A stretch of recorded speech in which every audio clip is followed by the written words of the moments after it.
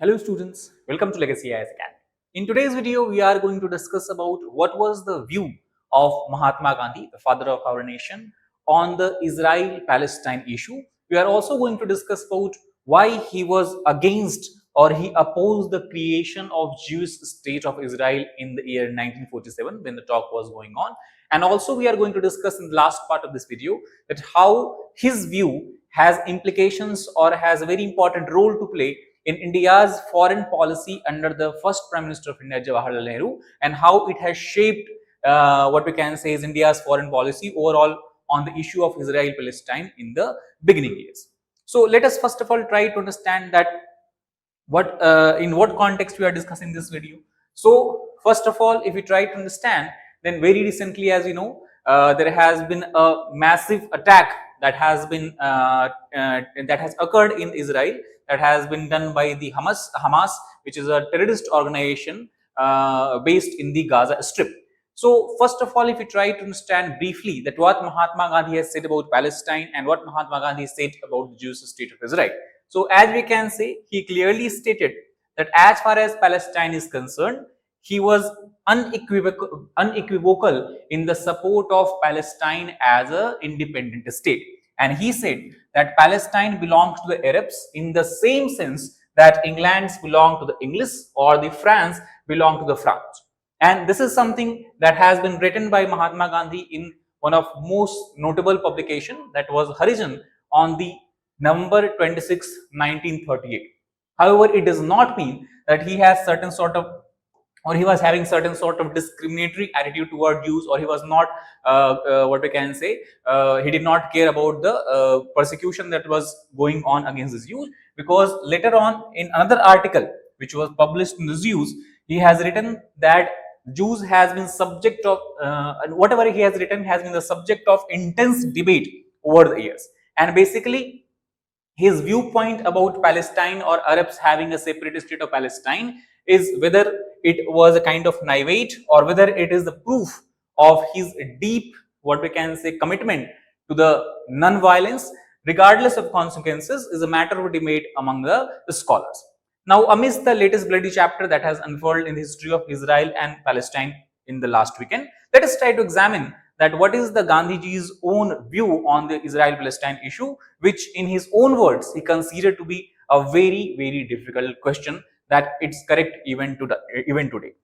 So first of all, if we try to understand that what Gandhiji has said about the Israel or Jews in general, so he said that as far as the Jewish people are concerned, he tried to draw a parallel between the Jews and the untouchable classes in India. He said that my sympathies are with all the Jews, and the reason behind this is very, very simple, because they have been the untouchables of Christianity. This is the words of Gandhiji.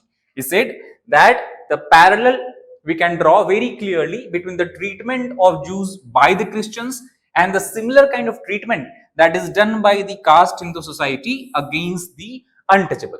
And it's clearly stated that the religious sanction has been invoked in both cases for the justification of inhuman treatment meted out to them. And that means from these paragraphs, what we can conclude that obviously Gandhiji has a sympathetic attitude toward the Jewish people, even when he was unequivocally supporting the Palestine as a separate state. Now, we know that the most horrendous event or most horrendous period for the Jewish people has been when the Hitler rose to power in the Germany, and millions of Jews were persecuted just because of their religion. And in this regard, let us try to understand that what Gandhiji's view was.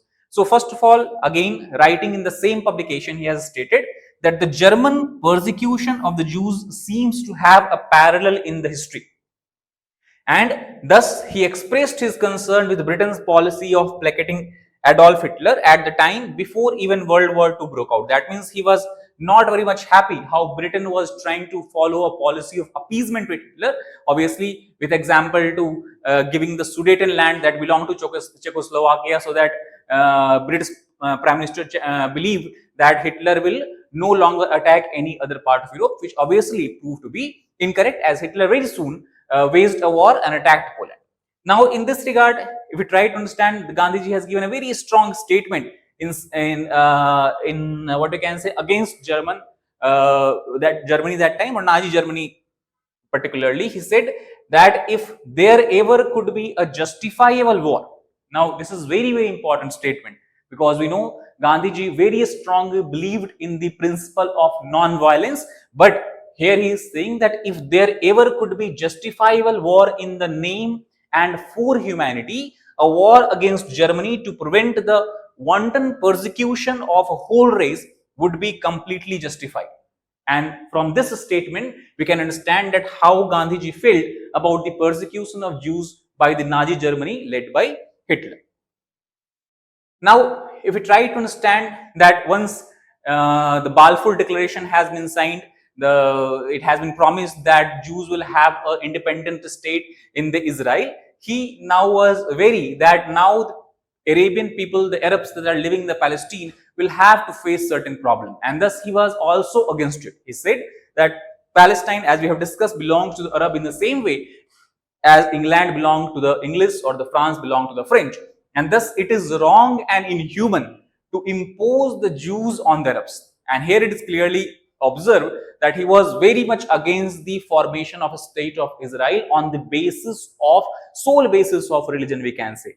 Thus, he also continues that surely it would be a crime against humanity to reduce the proud Arabs so that Palestine can be restored to the Jews, partly or wholly, as their national home. And thus, following this discussion, we can understand that what was the reason why Gandhiji was opposed against the formation of a Jewish state of Israel. So we can understand there are two basic principle, what you can say, reason was there, or rationale was there behind his opposition. The first, we can understand that Palestine was, by the time it was declared that Israel will be created as a homeland for Jewish people, that time in the territory which is today's Israel, Palestine was there, and it was already home to the Arab Palestinians, and thus the settlement of Jews which Britain actively enabled was fundamentally violent in nature as per Gandhiji.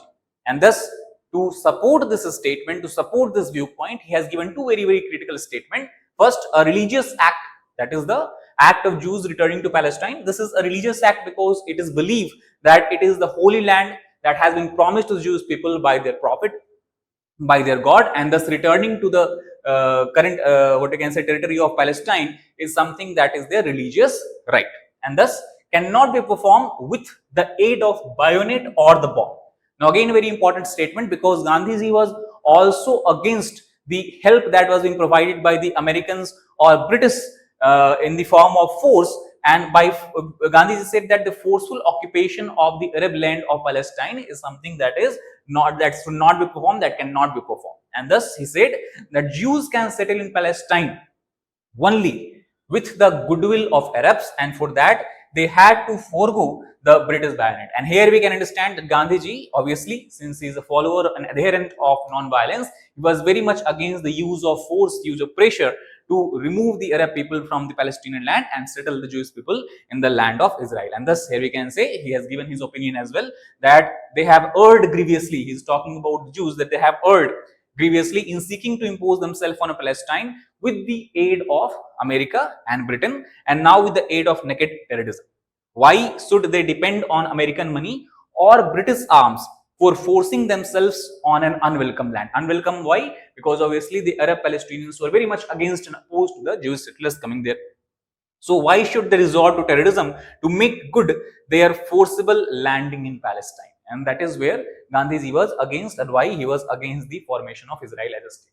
The second reason, what we can understand, or second rationale that Gandhiji has given against the creation of Israel, is that the idea of a Jewish homeland in the territory of Israel, as per him, was fundamentally antithetical towards their fight for greater right elsewhere in the world.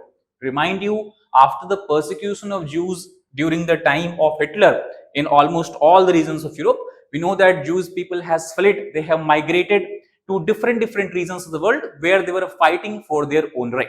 And thus he says, to support this viewpoint, that if the Jews have no home but Palestine, will they release the idea of being forced to leave the other part of the world in which they are settled? Obviously, it includes almost all the major Western countries, whether it is USA, Canada, and other parts of Europe. The Jews' claim for a national home afforded a colorable justification for the German expulsion of the Jew. So this was the two very important point on which Gandhiji was against the formation of Jewish state. Now the question comes that during his time, was Gandhi the only political leader who has this kind of viewpoint? The answer is obviously not. The Mahatma's position was in no way unique during his time, and this we can understand because leaders across the Arab world and as well as other anti-imperialist countries were appalled by Britain's administration of Palestine and the Balfour Declaration of 1917, which was signed by Arthur Balfour. It was in the Balfour Declaration basically it was promised that Jews will have a homeland in the British Mandate of Palestine at that time, which gradually converted into Israel. And to basically, what we can say, criticize this, late British author Kostler, who was a Jew himself, has also said that one nation, talking about Britain, solemnly promised to a second nation, talking about Israel, the country of a third, talking about the Palestine. That means Britain has solemnly promised to Israel that it will have a home in someone else's country, that is the Palestine. So it is also critical in nature.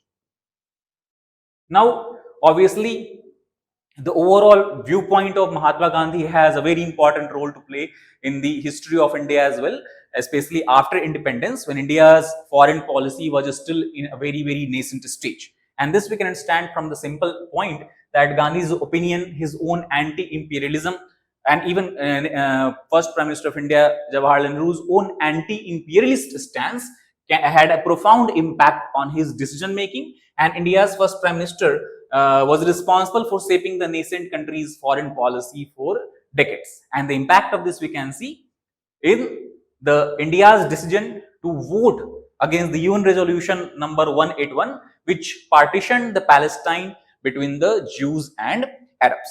And it was very what we can stand logical also, because in many ways Nehru has inherited this perspective from Mahatma Gandhi, who was the former, as per the former Indian diplomat Chinmaya Gare Khan, which was reflected in India's decision at the United Nations. While it did recognize the state of Israel later on in 1950, official diplomatic relations between India and Israel were only established very recently in the year 1992 under the Prime Ministership of P.V. Narasimha Rao.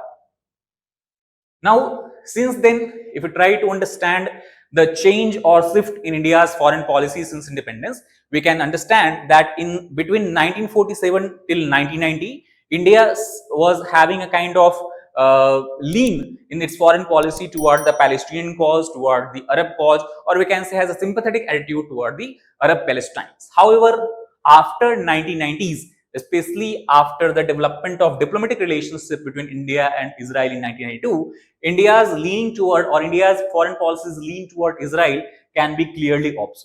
And the reason behind this can be summarized into 3-4 points. The first important breakthrough, or first important what we can say development that happened was during the end of Cold War.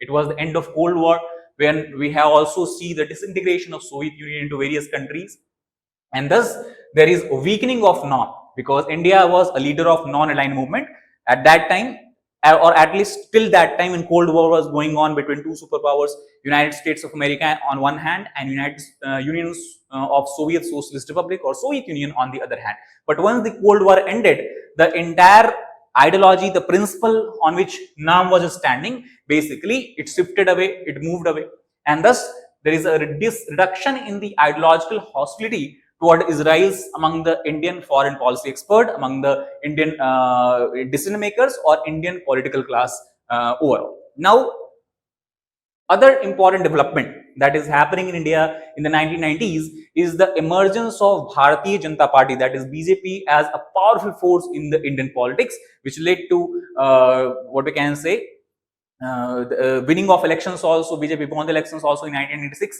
even for 13 days, and Prime Minister position for the first time was taken by the Atal Bihari Vajpayee, who was the head of BJP at that time. So it also has removed some of the hesitations about Israel, because BJP was ideologically more inclined to support the Israel. And third and the most important development that we can say has proved a has proved to be very pivotal in the shift of India's stance toward Israel and Palestine cause is the Kargil War. It was in 1999 when the Kargil War was being fought. Indian military needed urgently a lot of precision target bombs, And it was these precision target bombs that was supplied by the Israel by digging in its what you can say is emergency stockpile. And this is something that India could never forget. And thus, if you try to understand about all these three development, this has led to development of high level exchanges that has taken place between India and Israel, especially after the Kargil war, where the Prime Minister Atal Bihari Vajpayee first of all sent Jaswant Singh, the then Defense Minister, to Israel, followed by the Home Minister of India, also Deputy Prime Minister of India at that time, Lal Krishna Advani. And after that, we can clearly see that once again, when BJP came into power under the leadership of Prime Minister Narendra Modi, we can see a complete dehyphenation of the ties that has happened between Israel and Palestine. Now, what the term dehyphenation means? So, if you try to understand historically, whenever any Indian leader used to visit Israel, he necessarily used to visit Palestine as well.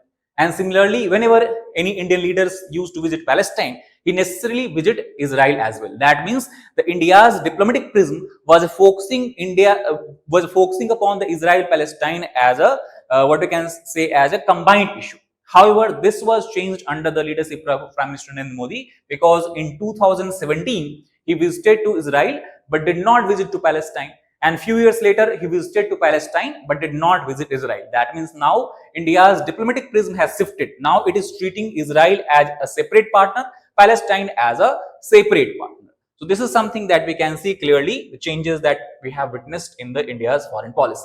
However, the recent attack of Hamas on Israel will also pose a very strong challenge for the Indian leadership as well, because the current hostility that again has risen in the Middle East region test the Abraham Accords, and the effort that has been made till now, at least since 1950s, toward rapprochement between the Saudi Arabia and Israel, which held the promise of reshaping age-old fault lines in the Middle East, was very, very critical for India as well, because India was hoping to reap the dividends of the newfound peace in the region and have a cordial, good relationship, warm relationship with all the actors in this region, including Israel, Saudi Arabia, and Iran, who is the leader of Shiite Islam. However, due to this hostility, it will be a test for diplomatic maneuvers of India, because India is going to find itself in a very, very tight spot. So that is all about this particular video. I hope you understand briefly how India's position on Israel-Palestine has changed and what was the contribution of Gandhiji's ideology, his viewpoint on shaping the India's diplomatic or India's foreign relations, India's foreign policy in the early years after independence. I hope you liked the video and understood the concept behind this. Thank you very much.